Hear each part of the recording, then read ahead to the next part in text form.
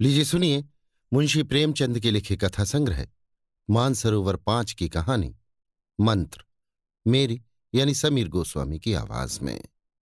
मुंशी प्रेमचंद ने मंत्र नाम से 2 कहानियां लिखी हैं। ये उनकी पहली कहानी है। पंडित लीलाधर चौबे की जबान में जादू था। जिस वक्त वो मंच पर खड़े होकर अपनी वाणी की सुधावृष्टि करने लगते थे, श्रोताओं की आत्माएं तृप्त हो जाती थीं। लोगों पर अनुराग का नशा छा जाता था। चौबे जी के व्याख्यानों में तत्व तो बहुत कम होता था, शब्द योजना भी बहुत सुंदर न होती थी, लेकिन उनकी शैली इतनी आकर्षक, रंजक और मर्मस्पर्शी थी कि एक ही व्याख्यान को बार बार दोहराने पर भी उसका असर कम न होता, बल्कि घन की चोटों की भांति और भी प्रभावोत्पादक हो जाता था। हमें तो विश्वास नहीं आता, किंतु सुनने वाले कहते हैं उन्होंने केवल एक व्याख्यान रट रखा है और उसी को वो शब्दशः प्रत्येक सभा में एक नए अंदाज से दोहराया करते हैं। जातीय गौरवगान उनके व्याख्यानों का प्रधान गुण था। मंच पर आते ही भारत के प्राचीन गौरव और पूर्वजों की अमर कीर्ति का राग छेड़कर सभा को मुग्ध कर देते थे। यथा: सज्जनों, हमारी अधोगति की कथा सुनकर किसकी आंखों से अश्रुधारा न निकल पड़ेगी। हमें अपने प्राचीन गौरव को याद करके संदेह होने लगता है कि हम वही हैं या बदल गए। जिसने कल सिंह से पंजा लिया, वो आज चूहे को देखकर बिल खोज रहा है। इस पतन की भी कोई सीमा है? दूर क्यों जाइए, महाराज चंद्रगुप्त के समय को ही ले लीजिए। यूनान का सुविज्ञ इतिहासकार लिखता है कि उस जमाने में यहां द्वार पर ताले न डाले जाते थे, चोरी कहीं सुनने में न आती थी, व्यभिचार का नाम निशान न था, दस्तावेजों का आविष्कार ही न हुआ था, पुर्जों पर लाखों का लेन देन हो जाता था, न्याय पद पर बैठे हुए कर्मचारी मक्खियां मारा करते थे। सज्जनों, उन दिनों कोई आदमी जवान न मरता था। तालियां। हां, उन दिनों कोई आदमी जवान न मरता था। बाप के सामने बेटे का अवसान हो जाना एक अभूतपूर्व, एक असंभव घटना थी। आज ऐसे कितने माता पिता हैं जिनके कलेजे पर जवान बेटों का दाग न हो। वो भारत नहीं रहा, भारत गारत हो गया। यही चौबे जी की शैली थी। वर्तमान की अधोगति और दुर्दशा तथा भूत की समृद्धि और सुदशा का राग अलाप कर लोगों में जातीय स्वाभिमान को जागृत कर देते थे। इसी सिद्धि की बदौलत उनकी नेताओं में गणना होती थी। विशेषतः हिंदू सभा के तो वो कर्णधार ही समझे जाते थे। हिंदू सभा के उपासकों में कोई ऐसा उत्साही, ऐसा दक्ष, ऐसा नीति चतुर दूसरा न था। यों कहिए कि सभा के लिए उन्होंने अपना जीवन ही उत्सर्ग कर दिया था। धन तो उनके पास ना था, कम से कम लोगों का विचार यही था, लेकिन साहस, धैर्य और बुद्धि जैसे अमूल्य रत्न उनके पास अवश्य थे और ये सभी सभा को अर्पण थे। शुद्धि के तो मानो वो प्राण ही थे। हिंदू जाति का उत्थान और पतन, जीवन और मरण उनके विचार में इसी प्रश्न पर अवलंबित था। शुद्धि के सिवा अब हिंदू जाति के पुनर्जीवन का और कोई उपाय न था।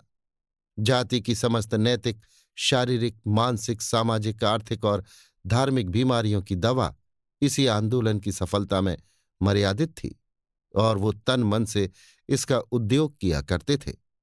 चंदे वसूल करने में चौबे जी सिद्धहस्त थे। ईश्वर ने उन्हें वो गुर बता दिया था कि पत्थर से भी तेल निकाल सकते थे। कंजूसों को तो वो ऐसा उल्टे छुरे से मूड़ते थे कि उन महाशयों को सदा के लिए शिक्षा मिल जाती थी। इस विषय में पंडित जी साम, दाम, दंड और भेद चारों नीतियों से काम लेते थे। यहां तक कि राष्ट्रहित के लिए डाका और चोरी को भी क्षम्य समझते थे।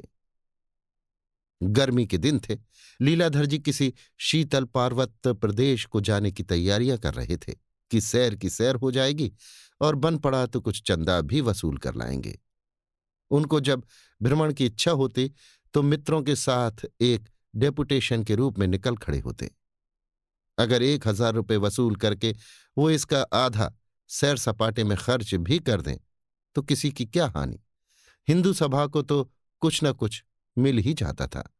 वो न उद्योग करते तो इतना भी तो न मिलता। पंडित जी ने अब की सपरिवार जाने का निश्चय किया था। जब से शुद्धि का आविर्भाव हुआ था, उनकी आर्थिक दशा, जो पहले बहुत शोचनीय रहती थी, बहुत कुछ संभल गई थी। लेकिन जाति के उपासकों का ऐसा सौभाग्य कहाँ कि शांति निवास का आनंद उठा सके। उनका तो जन्म ही मारे मारे फिरने के लिए होता है। खबर आई कि मद्रास प्रांत में तबलीग वालों ने तूफान मचा रखा है। हिंदुओं के गांव मुसलमान होते जाते हैं। मुल्लाओं ने बड़े जोश से तबलीग का काम शुरू किया है। अगर हिंदू सभा ने इस प्रवाह को रोकने की आयोजना न की तो सारा प्रांत हिंदुओं से शून्य हो जाएगा। किसी शिखाधारी की सूरत न नजर आएगी। हिंदू सभा में खलबली मच गई। तुरंत एक विशेष अधिवेशन हुआ और नेताओं के सामने वो समस्या उपस्थित की गई। बहुत सोच विचार के बाद निश्चय हुआ कि चौबे जी पर इस कार्य का भार रखा जाए। उनसे प्रार्थना की जाए कि वो तुरंत मद्रास चले जाएं और धर्म विमुख बंधुओं का उद्धार करें। कहने ही की देर थी। चौबे जी तो हिंदू जाति की सेवा के लिए अपने को अर्पण ही कर चुके थे। पर्वत यात्रा का विचार रोक दिया और मद्रास जाने को तैयार हो गए। हिंदू सभा के मंत्री ने आंखों में आंसू भरकर उनसे विनय की कि महाराज, ये बीड़ा आप ही उठा सकते हैं। आप ही को परमात्मा ने इतनी सामर्थ्य दी है। आपके सिवा ऐसा कोई दूसरा मनुष्य भारतवर्ष में नहीं है जो इस घोर विपत्ति में काम आए। जाति की दीनहीन दशा पर दया कीजिए। चौबे जी इस प्रार्थना को अस्वीकार न कर सके। फौरन सेवकों की एक मंडली बनी और पंडित जी के नेतृत्व में रवाना हुई। हिंदू सभा ने उसे बड़ी धूम से विदाई का भोज दिया। एक उदार रईस ने चौबे जी को एक थैली भेंट की और रेलवे स्टेशन पर हजारों आदमी उन्हें विदा करने आए। यात्रा का वृत्तांत लिखने की जरूरत नहीं। हर एक बड़े स्टेशन पर सेवकों का सम्मानपूर्ण स्वागत हुआ। कई जगह थैलियां मिली। रतलाम की रियासत ने एक शामियाना भेंट किया। बड़ौदा ने एक मोटर दी कि सेवकों को पैदल चलने का कष्ट न उठाना पड़े। यहां तक कि मद्रास पहुंचते पहुंचते सेवादल के पास एक माकूल रकम के अतिरिक्त जरूरत की कितनी चीजें जमा हो गईं। वहां आबादी से दूर खुले हुए मैदान में हिंदू सभा का पड़ाव पड़ा। शामियाने पर राष्ट्रीय झंडा लहराने लगा। सेवकों ने अपनी अपनी वर्दियां निकाली। स्थानीय धन कुबेरों ने दावत के सामान भेजे। रावटियां पड़ गईं। चारों ओर ऐसी चहल पहल हो गई मानो किसी राजा का कैंप है। रात के 8 बजे थे। अछूतों की एक बस्ती के समीप सेवक दल का कैंप गैस के प्रकाश से जगमगा रहा था। कई हजार आदमियों का जमाव था, जिनमें अधिकांश अछूते ही थे। उनके लिए अलग टाट बिछा दिए गए थे। ऊंचे वर्ण के हिंदू कालीनों पर बैठे हुए थे। पंडित लीलाधर का धुआंधार व्याख्यान हो रहा था। तुम उन्हीं ऋषियों की संतान हो जो आकाश के नीचे एक नई सृष्टि की रचना कर सकते थे, जिनके न्याय, बुद्धि और विचार शक्ति के सामने आज सारा संसार सिर झुका रहा है। सहसा एक बूढ़े अछूत ने उठकर पूछा, हम लोग भी उन्हीं ऋषियों की संतान हैं? लीलाधर, निस्संदेह तुम्हारी धमनियों में भी उन्हीं ऋषियों का रक्त दौड़ रहा है। और यद्यपि आज का निर्दयी, कठोर, विचारहीन और संकुचित हिंदू समाज तुम्हें अवहेलना की दृष्टि से देख रहा है, तथापि तुम किसी हिंदू से नीच नहीं हो, चाहे वो अपने को कितना ही ऊंचा समझता हो। बूढ़ा, तुम्हारी सभा हम लोगों की सुध क्यों नहीं लेती? लीलाधर, हिंदू सभा का जन्म अभी थोड़े ही दिन हुआ है और इस अल्पकाल में उसने जितने काम किए हैं उन पर उसे अभिमान हो सकता है। हिंदू जाति शताब्दियों के बाद गहरी नींद से चौंकी है और अब वो समय निकट है जब भारतवर्ष में कोई हिंदू किसी हिंदू को नीच न समझेगा, जब वो सब एक दूसरे को भाई समझेंगे। श्री रामचंद्र ने निषाद को छाती से लगाया था, शबरी के जूठे बेर खाए थे। बूढ़ा, आप जब इन्हीं महात्माओं की संतान हैं तो फिर ऊंच नीच में क्यों इतना भेद मानते हैं?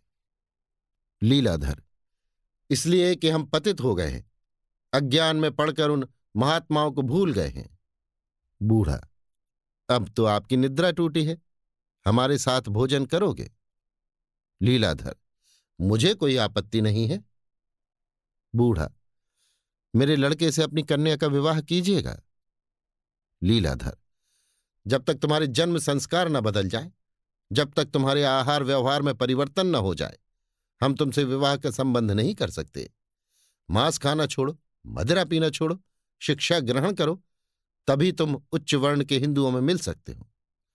बूढ़ा, हम कितने ही ऐसे कुलीन ब्राह्मणों को जानते हैं जो रात दिन नशे में डूबे रहते हैं, मांस के बिना कौर नहीं उठाते, और कितने ही ऐसे हैं जो एक अक्षर भी नहीं पढ़े हैं, पर आपको उनके साथ भोजन करते देखता हूं। उनसे विवाह संबंध करने में आपको कदाचित इनकार न होगा। जब आप खुद अज्ञान में पड़े हुए हैं तो हमारा उद्धार कैसे कर सकते हैं? आपका हृदय अभी तक अभिमान से भरा हुआ है। जाइए, अभी कुछ दिन और अपनी आत्मा का सुधार कीजिए। हमारा उद्धार आपके किए न होगा। हिंदू समाज में रहकर हमारे माथे से नीचता का कलंक न मिटेगा। हम कितने ही विद्वान, कितने ही आचारवान हो जाएं, आप हमें यों ही नीच समझते रहेंगे। हिंदुओं की आत्मा मर गई है और उसका स्थान अहंकार ने ले लिया है। हम अब उस देवता की शरण जा रहे हैं जिसके मानने वाले हमसे गले मिलने को आज ही तैयार हैं। वे ये नहीं कहते कि तुम अपना संस्कार बदलाओ। हम अच्छे हैं या बुरे, वे इसी दशा में हमें अपने पास बुला रहे हैं। अगर आप ऊंचे हैं तो ऊंचे बने रहिए, हमें उड़ना न पड़ेगा। लीलाधर, एक ऋषि संतान के मुंह से ऐसी बातें सुनकर मुझे आश्चर्य हो रहा है। वर्णभेद तो ऋषियों ही का किया हुआ है, उसे तुम कैसे मिटा सकते हो? बूढ़ा, ऋषियों को मत बदनाम कीजिए, ये सब पाखंड आप लोगों का रचा हुआ है। आप कहते हैं तुम मदरा पीते हो, लेकिन आप मदरा पीने वालों की जूतियां चाटते हैं। आप हमसे मांस खाने के कारण घिनाते हैं, लेकिन आप गौ मांस खाने वालों के सामने नाक रगड़ते हैं। इसीलिए ना कि वे आपसे बलवान हैं। हम भी आज राजा हो जाएं तो आप हमारे सामने हाथ बांधे खड़े होंगे। आपके धर्म में वही ऊंचा है जो बलवान है, वही नीच है जो निर्बल है। यही आपका धर्म है। ये कहकर बूढ़ा वहां से चला गया और उसके साथ ही और लोग भी उठ खड़े हुए। केवल चौबे जी और उनके दल वाले मंच पर रह गए। मानो गान समाप्त हो जाने के बाद उसकी प्रतिध्वनि वायु में गूंज रही हो। तबलीग वालों ने जब से चौबे जी के आने की खबर सुनी थी, इस फिक्र में थे कि किसी उपाय से इन सबको यहां से दूर करना चाहिए। चौबे जी का नाम दूर दूर तक प्रसिद्ध था। जानते थे ये यहां जम गया तो हमारी सारी करी कराई मेहनत व्यर्थ हो जाएगी। इसके कदम यहां जमने ना पाए। मुल्लाओं ने उपाय सोचना शुरू किया। बहुत वाद विवाद, हुज्जत और दलील के बाद निश्चय हुआ कि इस काफिर को कत्ल कर दिया जाए। ऐसा सवाब लूटने के लिए आदमियों की क्या कमी। उसके लिए तो जन्नत का दरवाजा खुल जाएगा। हूरें उसकी बलाएं लेंगी, फरिश्ते उसकी खाक का सुरमा बनाएंगे, रसूल उसके सर पर बरकत का हाथ रखेंगे, खुदावंद करीम उसे सीने से लगाएंगे और कहेंगे, तू मेरा प्यारा दोस्त है। दो हट्टे कट्टे जवानों ने तुरंत बीड़ा उठा लिया। रात के 10 बज गए थे। हिंदू सभा के कैंप में सन्नाटा था। केवल चौबे जी अपनी रावटी में बैठे हिंदू सभा के मंत्री को पत्र लिख रहे थे। यहां सबसे बड़ी आवश्यकता धन की है। रुपया रुपया रुपया, जितना भेज सकें भेजिए। डेपुटेशन भेजकर वसूल कीजिए। मोटे महाजनों की जेब टटोलिए, भिक्षा मांगिए। बिना धन के इन अभागों का उद्धार न होगा। जब तक कोई पाठशाला न खुले, कोई चिकित्सालय न स्थापित हो, कोई वाचनालय न हो, इन्हें कैसे विश्वास आएगा कि हिंदू सभा उनकी हितचिंतक है? तबलीग वाले जितना खर्च कर रहे हैं उसका आधा भी मुझे मिल जाए तो हिंदू धर्म की पताका फहराने लगे। केवल व्याख्यानों से काम न चलेगा। असीसों से कोई जिंदा नहीं रहता। सहसा किसी की आहट पाकर वो चौंक पड़े। आंखें ऊपर उठाई तो देखा 2 आदमी सामने खड़े हैं। पंडित जी ने शंकित होकर पूछा, तुम कौन हो? क्या काम है? उत्तर मिला, हम इज़राइल के फरिश्ते हैं, तुम्हारी रूह कब्ज करने आए हैं। हजरत इज़राइल ने तुम्हें याद किया है। पंडित जी यों बहुत ही बलिष्ठ पुरुष थे, उन दोनों को एक धक्के में गिरा सकते थे। प्रातःकाल 3 पाव मोहन भोग और 2 सेर दूध का नाश्ता करते थे। दोपहर के समय पाव भर घी दाल में खाते। तीसरे पहर दूध या भंग छानते, जिसमें सेर भर मलाई और आध सेर बादाम मिली रहती। रात को डटकर ब्यालू करते, क्योंकि प्रातःकाल तक फिर कुछ न खाते थे। इस पर तुर्रा ये कि पैदल पग भर भी न चलते थे। पालकी मिले तो पूछना ही क्या, जैसे घर का पलंग उड़ा जा रहा हो। कुछ न हो तो इक्का तो था ही। यद्यपि काशी में 2 ही 4 इक्के वाले ऐसे थे जो उन्हें देखकर कहना दें कि इक्का खाली नहीं है। ऐसा मनुष्य नर्म अखाड़े में पट पड़कर ऊपर वाले पहलवान को थका सकता था। चुस्ती और फुर्ती के अवसर पर तो वो रेत पर निकला हुआ कछुआ था। पंडित जी ने एक बार कनखियों से दरवाजे की तरफ देखा।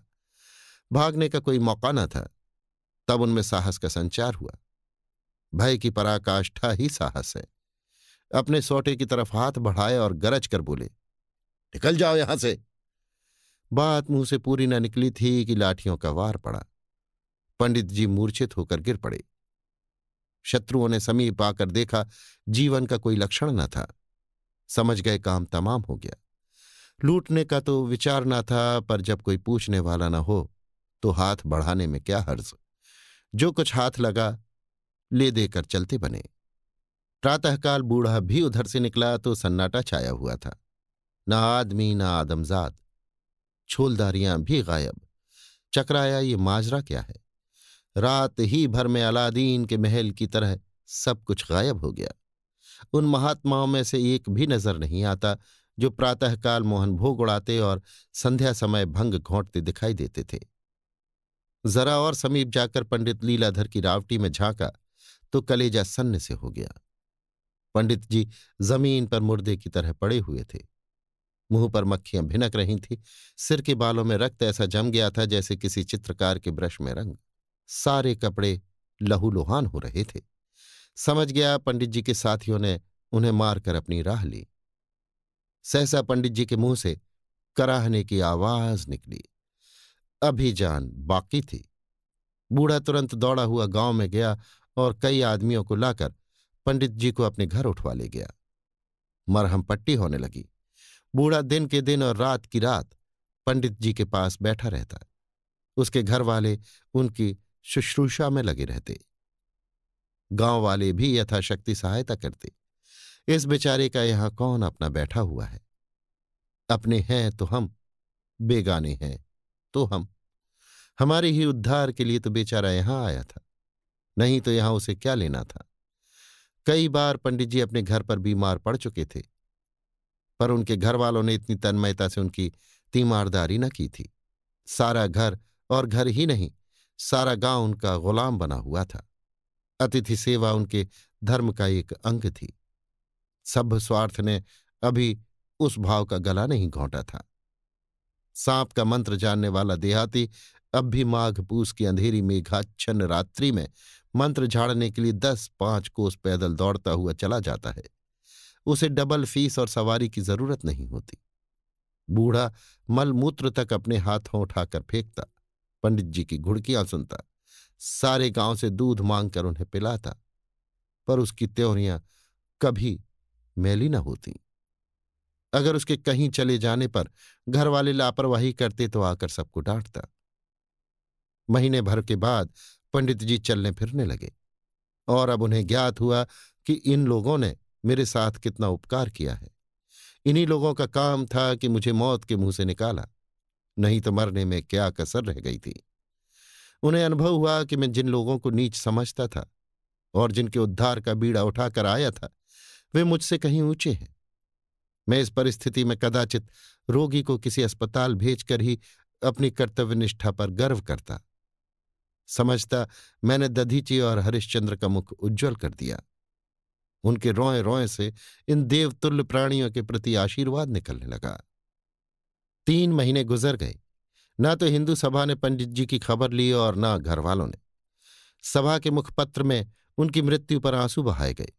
उनके कामों की प्रशंसा की गई और उनका स्मारक बनाने के लिए चंदा खोल दिया गया। घर वाले भी रो पीट कर बैठ रहे। उधर पंडित जी दूध और घी खाकर चौक चौबंद हो गए। चेहरे पर खून की सुर्खी दौड़ गई, देह भर आई। देहात के जलवायु ने वो काम कर दिखाया जो कभी मलाई और मक्खन से न हुआ था। पहले की तरह तैयार तो वो न हुए, पर फुर्ती और चुस्ती दुगनी हो गई। मोटाई का आलस अब नाम को भी न था। उनमें एक नए जीवन का संचार हो गया। जाड़ा शुरू हो गया था। पंडित जी घर लौटने की तैयारियां कर रहे थे। इतने में प्लेग का आक्रमण हुआ और गांव के 3 आदमी बीमार हो गए। बूढ़ा चौधरी भी उन्हीं में था। घर वाले इन रोगियों को छोड़कर भाग खड़े हुए। वहां का दस्तूर था कि जिन बीमारियों को वे लोग दैवी कोप समझते थे, उन रोगियों को छोड़कर चले जाते थे। उन्हें बचाना देवताओं से बैर मोल लेना था, और देवताओं से बैर करके कहाँ जाते। जिस प्राणी को देवताओं ने चुन लिया, उसे भला वे उसके हाथों से छीनने का साहस कैसे करते। पंडित जी को भी साथ ले जाना चाहा, किंतु पंडित जी न गए। उन्होंने गांव में रहकर रोगियों की रक्षा करने का निश्चय किया। जिस प्राणी ने उन्हें मौत के पंजे से छुड़ाया था, उसे इस दशा में छोड़कर वो कैसे जाते। उपकार ने उनकी आत्मा को जगा दिया था। बूढ़े चौधरी ने तीसरे दिन होश आने पर जब उन्हें अपने पास खड़े देखा तो बोला, महाराज, तुम यहां क्यों आ गए? मेरे लिए तो देवताओं का हुक्म आ गया है। अब मैं किसी तरह नहीं रुक सकता। तुम क्यों अपनी जान जोखिम में डालते हो? मुझ पर दया करो, चले जाओ। लेकिन पंडित जी पर कोई असर न हुआ। वो बारी बारी से 3 रोगियों के पास जाते और कभी उनकी गिल्टियां सेंकते, कभी उन्हें पुराणों की कथाएं सुनाते। घरों में नाज, बर्तन आदि सब्जियों के त्यों रखे हुए थे। पंडित जी पत्थ बना बनाकर रोगियों को खिलाते। रात को जब रोगी भी सो जाते और सारा गांव भाएं भाएं करने लगता, तो पंडित जी को भांति भांति के भयंकर जंतु दिखाई देते। उनके कलेजे में धड़कन होने लगती, लेकिन वहां से टलने का नाम न लेते। उन्होंने निश्चय कर लिया था कि या तो इन लोगों को बचा ही लूंगा या इन पर अपने को बलिदान ही कर दूंगा। जब 3 दिन सेंक बांध करने पर भी रोगियों की हालत न संभली, तो पंडित जी को बड़ी चिंता हुई। शहर वहां से 20 मील पर था। रेल का कहीं पता नहीं, रास्ता बीहड़ और सवारी कोई नहीं। इधर ये भय कि अकेले रोगियों की न जाने क्या दशा हो। बेचारे बड़ी संकट में पड़े। अंत को चौथे दिन पहर रात रहे वो अकेले ही शहर को चल दिए और 10 बजते बजते वहां जा पहुंचे। अस्पताल से दवा लेने में बड़ी कठिनाई का सामना करना पड़ा। गंवारों से अस्पताल वाले दवाओं का मनमाना दाम वसूल किया करते थे। पंडित जी को मुफ्त क्यों देने लगे? डॉक्टर के मुंशी ने कहा, दवा तैयार नहीं है। पंडित जी ने गिड़गिड़ाकर कहा, सरकार, बड़ी दूर से आया हूं, कई आदमी बीमार पड़े हैं, दवा न मिलेगी तो सब मर जाएंगे। मुंशी ने बिगड़ कर कहा, क्यों सिर खाते हो? कह तो दिया दवा तैयार नहीं है और न इतनी जल्द तैयार हो सकती है। पंडित जी अत्यंत दीन भाव से बोले, सरकार, ब्राह्मण हूं, आपके बाल बच्चों को भगवान चिरंजीवी करे, दया कीजिए, आपका अकबाल चमकता रहे। रिश्वती कर्मचारियों में दया कहाँ, वे तो रुपए के गुलाम हैं। ज्यों ज्यों पंडित जी उसकी खुशामद करते थे, वो और भी झल्लाता था। अपने जीवन में पंडित जी ने कभी इतनी दीनता न प्रकट की थी। उनके पास इस वक्त एक धेला भी न था। अगर वो जानते कि दवा मिलने में इतनी दिक्कत होगी तो गांव वालों से ही कुछ मांग जांच कर लाए होते। बेचारे हतबुद्धि से खड़े सोच रहे थे कि अब क्या करना चाहिए। सहसा डॉक्टर साहब स्वयं बंगले से निकल आए। पंडित जी लपक कर उनके पैरों पर गिर पड़े और करुण स्वर में बोले, दीनबंधु, मेरे घर के 3 आदमी ताउन में पड़े हुए हैं, बड़ा गरीब हूं सरकार, कोई दवा मिले। डॉक्टर साहब के पास ऐसे गरीब लोग नित्य आया करते थे। उनके चरणों पर किसी का गिर पड़ना, उनके सामने पड़े हुए आर्तनाद करना उनके लिए कोई नई बातें न थीं। अगर इस तरह वो दया करने लगते तो दया ही भर को होते। ये ठाट बाट कहाँ से निभता। मगर दिल के चाहे कितने ही बुरे हों, बातें मीठी मीठी करते थे। पैर हटाकर बोले, रोगी कहाँ है? पंडित जी, सरकार, वे तो घर पर हैं, इतनी दूर कैसे लाता? डॉक्टर, रोगी घर और तुम दवा लेने आया है? कितना मजे की बात है। रोगी को देखे बिना कैसे दवा दे सकता है? पंडित जी को अपनी भूल मालूम हुई। वास्तव में बिना रोगी को देखे रोग की पहचान कैसे हो सकती है? लेकिन 3-3 रोगियों को इतनी दूर लाना आसान न था। अगर गांव वाले उनकी सहायता करते तो डोलियों का प्रबंध हो सकता था, पर वहां तो सब कुछ अपने ही बूते पर करना था। गांव वालों से इसमें सहायता मिलने की कोई आशा न थी।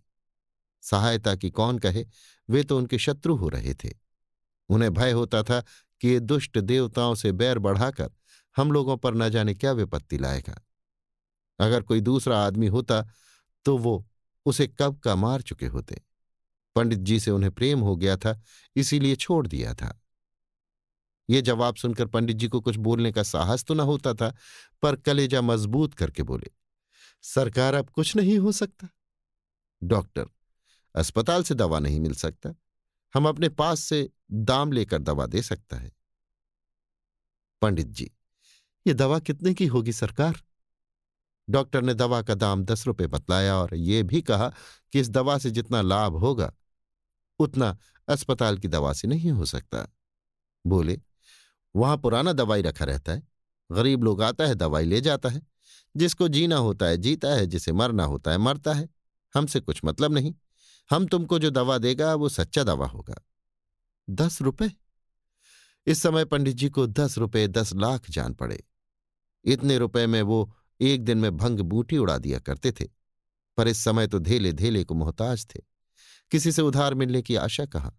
हाँ, संभव है भिक्षा मांगने से कुछ मिल जाए, लेकिन इतनी जल्द 10 रुपये किसी भी उपाय से न मिल सकते थे। आध घंटे तक वो इसी उधेड़ बुन में खड़े रहे।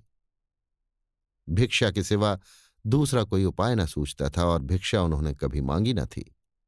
वो चंदे जमा कर चुके थे, एक एक बार में हजारों वसूल कर लेते थे, पर वो दूसरी बात थी। धर्म के रक्षक, जाति के सेवक और दलितों के उद्धारक बनकर चंदा लेने में एक गौरव था। चंदा लेकर वो देने वालों पर एहसान करते थे, पर यहां तो भिखारियों की भांति हाथ फैलाना, गिड़गिड़ाना और फटकारें सहनी पड़ेंगी। कोई कहेगा, इतने मोटे ताजे तो हो, मेहनत क्यों नहीं करते? तुम्हें भीख मांगते शर्म भी नहीं आती? कोई कहेगा, घास खोद लाओ, मैं तुम्हें अच्छी मजदूरी दूंगा। किसी को उनके ब्राह्मण होने का विश्वास न आएगा। अगर यहां उनकी रेशमी अचकन और रेशमी साफा होता, केसरिया रंग वाला दुपट्टा ही मिल जाता, तो वो कोई स्वांग भर लेते। ज्योतिषी बनकर वो किसी धनी सेठ को फांस सकते थे और इस फन में वो उस्ताद भी थे, पर यहां वो सामान कहाँ, कपड़े लत्ते तो सब लुट चुके थे। विपत्ति में कदाचित बुद्धि भी भ्रष्ट हो जाती है। अगर वो मैदान में खड़े होकर कोई मनोहर व्याख्यान दे देते तो शायद उनके 10-5 भक्त पैदा हो जाते, लेकिन इस तरफ उनका ध्यान ही न गया। वो सजे हुए पंडाल में फूलों से सुसज्जित मेज के सामने मंच पर खड़े होकर अपनी वाणी का चमत्कार दिखला सकते थे। इस दुरवस्था में कौन उनका व्याख्यान सुनेगा? लोग समझेंगे कोई पागल बक रहा है। मगर दोपहर ढली जा रही थी, अधिक सोच विचार का अवकाश न था। यहीं संध्या हो गई तो रात को लौटना असंभव हो जाएगा। फिर रोगियों की न जाने क्या दशा हो। वो अब इस अनिश्चित दशा में खड़े न रह सके। चाहे जितना तिरस्कार हो, कितना ही अपमान सहना पड़े, भिक्षा के सिवा और कोई उपाय न था। वो बाजार में जाकर एक दुकान के सामने खड़े हो गए, पर कुछ मांगने की हिम्मत न पड़ी। दुकानदार ने पूछा, क्या लोगे? पंडित जी बोले, चावल का क्या भाव है? मगर दूसरी दुकान पर पहुंचकर वो ज्यादा सावधान हो गए। सेठ जी गद्दी पर बैठे हुए थे। पंडित जी आकर उनके सामने खड़े हो गए और गीता का एक श्लोक पढ़ सुनाया। उनका शुद्धोच्चारण और मधुर वाणी सुनकर सेठ जी चकित हो गए। पूछा, कहाँ स्थान है? पंडित जी, काशी से आ रहा हूं। ये कहकर पंडित जी ने सेठ जी से धर्म के 10 लक्षण बतलाए और श्लोक की ऐसी अच्छी व्याख्या की कि वो मुग्ध हो गए। बोले, महाराज, आज चलकर मेरे स्थान को पवित्र कीजिए। कोई स्वार्थी आदमी होता तो इस प्रस्ताव को सहर्ष स्वीकार कर लेता, लेकिन पंडित जी को लौटने की पड़ी थी। बोले, नहीं सेठ जी, मुझे अवकाश नहीं है। सेठ, महाराज, आपको हमारी इतनी खातिर करनी पड़ेगी। पंडित जी जब किसी तरह ठहरने पर राजी न हुए तो सेठ जी ने उदास होकर कहा, फिर हम आपकी क्या सेवा करें? कुछ आज्ञा दीजिए। आपकी वाणी से तो तृप्ति नहीं हुई, फिर कभी इधर आना हो तो अवश्य दर्शन दीजिएगा। पंडित जी, आपकी इतनी श्रद्धा है तो अवश्य आऊंगा। ये कहकर पंडित जी फिर उठ खड़े हुए। संकोच ने फिर उनकी जबान बंद कर दी। ये आदर सत्कार इसलिए तो है कि मैं अपना स्वार्थ भाव छिपाए हुए हूं। कोई इच्छा प्रकट की और इनकी आंखें बदली। सूखा जवाब चाहे ना मिले, पर यह श्रद्धा न रहेगी। वो नीचे उतर गए और सड़क पर एक क्षण के लिए खड़े होकर सोचने लगे, अब कहाँ जाऊं। इधर जाड़े का दिन किसी विलासी के धन की भांति भागा चला जाता था। वो अपने ही ऊपर झुंझला रहे थे। जब किसी से मांगूंगा ही नहीं तो कोई क्यों देने लगा। कोई क्या मेरे मन का हाल जानता है। वे दिन गए जब धनी लोग ब्राह्मणों की पूजा किया करते थे। ये आशा छोड़ दो कि कोई महाशय आकर तुम्हारे हाथ में रुपए रख देंगे। वो धीरे धीरे आगे बढ़े। सहसा सेठ जी ने पीछे से पुकारा, पंडित जी जरा ठहरिए। पंडित जी ठहर गए। फिर घर चलने के लिए आग्रह करने आता होगा। ये तो न हुआ कि एक 10 रुपए का नोट लाकर दे देता। मुझे घर ले जाकर न जाने क्या करेगा। मगर जब सेठ जी ने सचमुच एक गिन्नी निकाल कर उनके पैरों पर रख दी तो उनकी आंखों में एहसान के आंसू छलक आए। हैं, अब भी सच्चे धर्मात्मा जीव संसार में हैं, नहीं तो ये पृथ्वी रसातल को न चली जाती। अगर इस वक्त उन्हें सेठ जी के कल्याण के लिए अपनी देह का सेर आध सेर रक्त भी देना पड़ता तो भी शौक से दे देते। गदगद कंठ से बोले, इसका तो कुछ काम न थे सेठ जी। मैं भिक्षुक नहीं हूं, आपका सेवक हूं।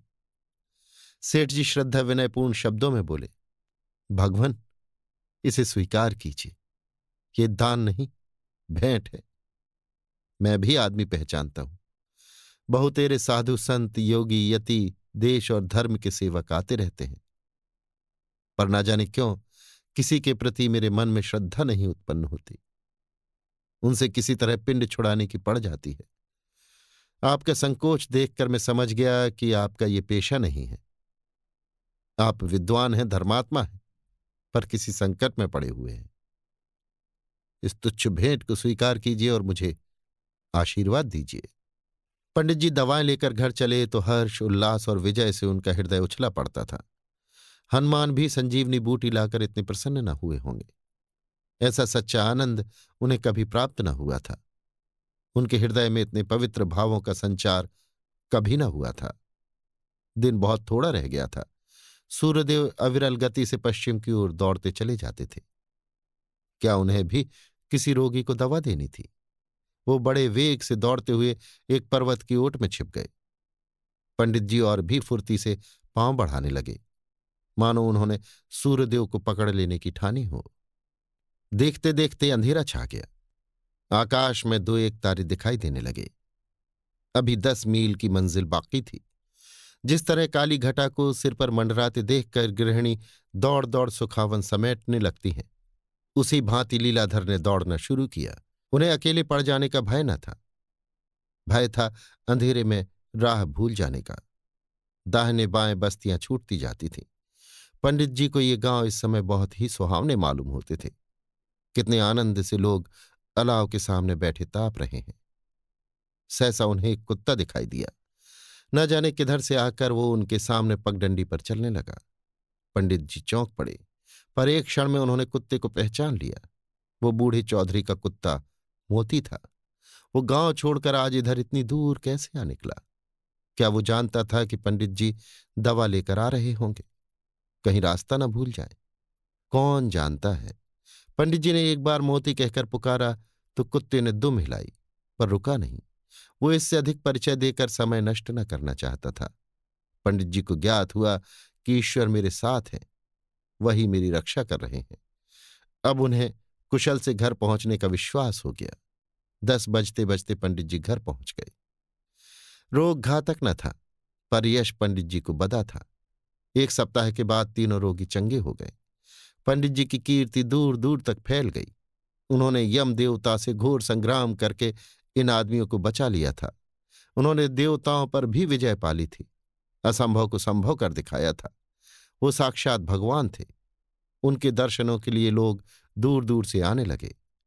किंतु पंडित जी को अपनी कीर्ति से इतना आनंद न होता था जितना रोगियों को चलते फिरते देखकर।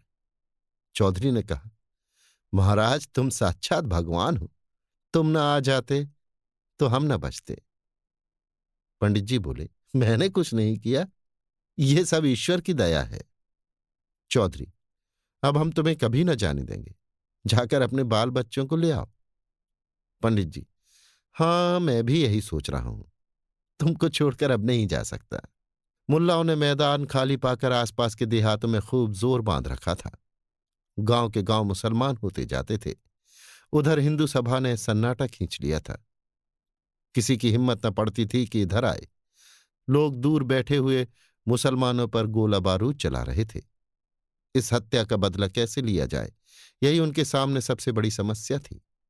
अधिकारियों के पास बार बार प्रार्थना पत्र भेजे जा रहे थे कि इस मामले की छानबीन की जाए, और बार बार यही जवाब मिलता था कि हत्याकारियों का पता नहीं चलता। उधर पंडित जी के स्मारक के लिए चंदा भी जमा किया जा रहा था, मगर इस नई जोत ने मुल्लाओं का रंग फीका कर दिया। वहां एक ऐसे देवता का अवतार हुआ था जो मुर्दों को जिला देता था, जो अपने भक्तों के कल्याण के लिए अपने प्राणों को बलिदान कर सकता था। मुल्लाओं के यहां ये सिद्धि कहाँ, ये विभूति कहाँ, ये चमत्कार कहाँ? इस ज्वलंत उपकार के सामने जन्नत और अखूबत की कोरी दलीलें कब ठहर सकती थीं? पंडित जी अब वो अपने ब्राह्मणत्व पर घमंड करने वाले पंडित जी न थे। उन्होंने शूद्रों और भीलों का आदर करना सीख लिया था। उन्हें छाती से लगाते हुए अब पंडित जी को घृणा न होती थी। अपना घर अंधेरा पाकर ही ये इस्लामी दीपक की ओर झुके थे। जब अपने घर में सूर्य का प्रकाश हो गया तो इन्हें दूसरों के यहां जाने की क्या जरूरत थी? सनातन धर्म की विजय हो गई। गांव गांव में मंदिर बनने लगे और शाम सवेरे मंदिरों से शंख और घंटे की ध्वनि सुनाई देने लगी। लोगों के आचरण आप ही आप सुधरने लगे। पंडित जी ने किसी को शुद्ध नहीं किया। उन्हें अब शुद्धि का नाम लेते शर्म आती थी। मैं भला इन्हें क्या शुद्ध करूंगा? पहले अपने को तो शुद्ध कर लूं। ऐसी निर्मल पवित्र आत्माओं को शुद्धि के ढोंग से अपमानित नहीं कर सकता। ये मंत्र था जो उन्होंने उन चांडालों से सीखा था, और इसी के बल से वो अपने धर्म की रक्षा करने में सफल हुए थे। पंडित जी अभी जीवित हैं, पर अब सपरिवार उसी प्रांत में उन्हीं भीलों के साथ रहते हैं। अभी आप सुन रहे थे मुंशी प्रेमचंद के लिखे कथा संग्रह मानसरोवर 5 की कहानी मंत्र, मेरी यानी समीर गोस्वामी की आवाज में।